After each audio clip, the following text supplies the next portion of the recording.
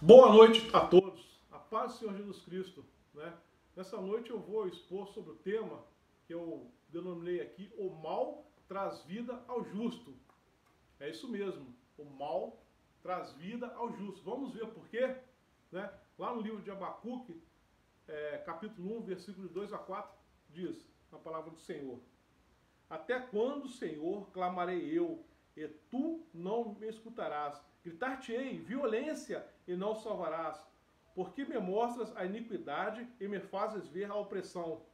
Pois a destruição e a violência estão diante de mim, há contendas e o litígio se suscita.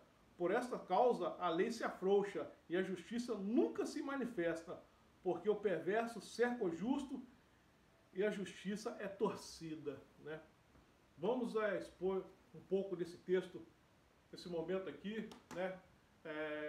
E sobre esse contexto. Esse contexto que acontece aqui, né? Abacuque, né? Ministrou nos últimos anos, antes de Judá ser conquistada pelo povo babilônico, né? Há mais ou menos cerca de 2.600 anos atrás. E Deus havia, né, chamado a nação ao arrependimento inúmeras vezes, mas Judá não se arrependeu. E a iniquidade imperava, os ímpios prosperavam, e parecia que a justiça de Deus não agia naquele lugar. Então Abacuque apresenta suas queixas, naquela época apresentou suas queixas, né, diante de Deus numa forma de lamento.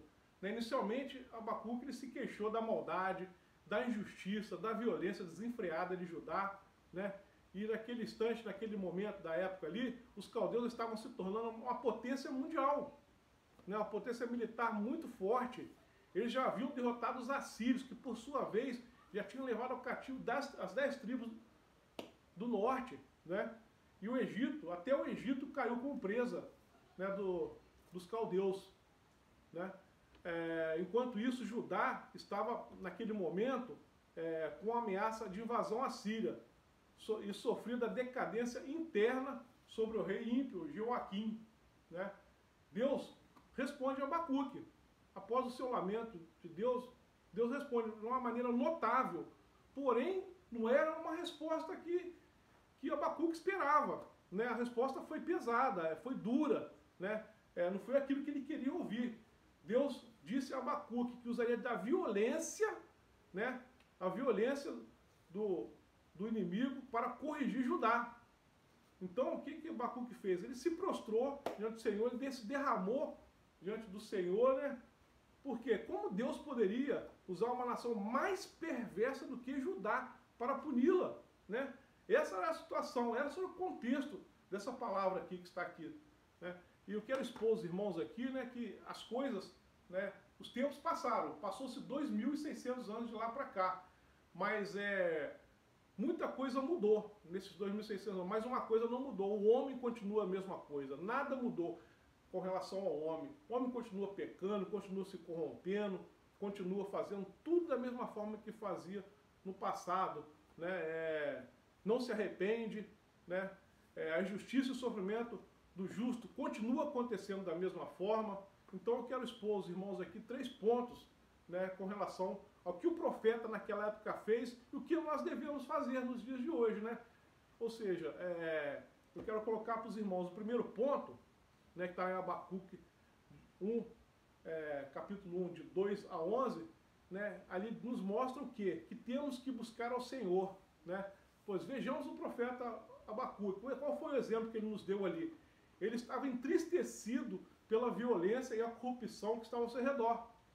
Ele não murmurou para o povo, para um amigo, para outro, né? Ele fez o quê? Ele clamou diretamente ao Senhor.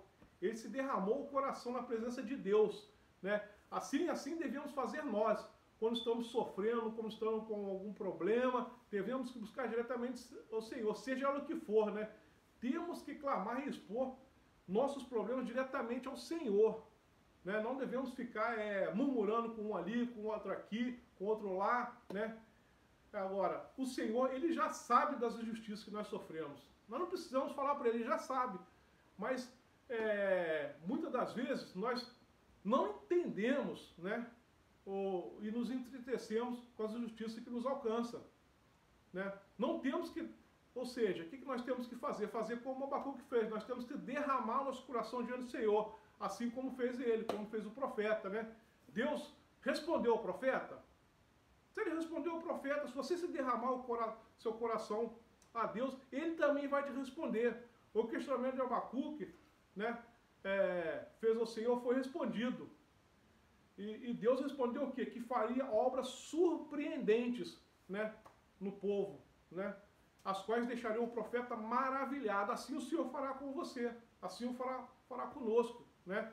Assim é o nosso Deus. Ele não mudou, como está na palavra de Deus lá em Hebreus 13, 8, diz da seguinte forma, né, que Jesus Cristo é o mesmo ontem, hoje e eternamente. Se ele fez há 2.600 anos, ele fará também hoje, né? Basta você se derramar ao Senhor, basta você se colocar na presença dele, buscar a ele, né?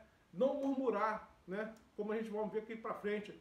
Assim como respondeu ao profeta, ele vai responder você também, né? Nós devemos que buscar e confiar, né? O segundo ponto que eu quero colocar aos irmãos está lá em Abacuque 2, de 2 a 20, que demonstra ali o quê? Que Deus é onipotente e trará justiça. Muitas das vezes achamos que Deus não fará justiça, mas ele trará justiça, né?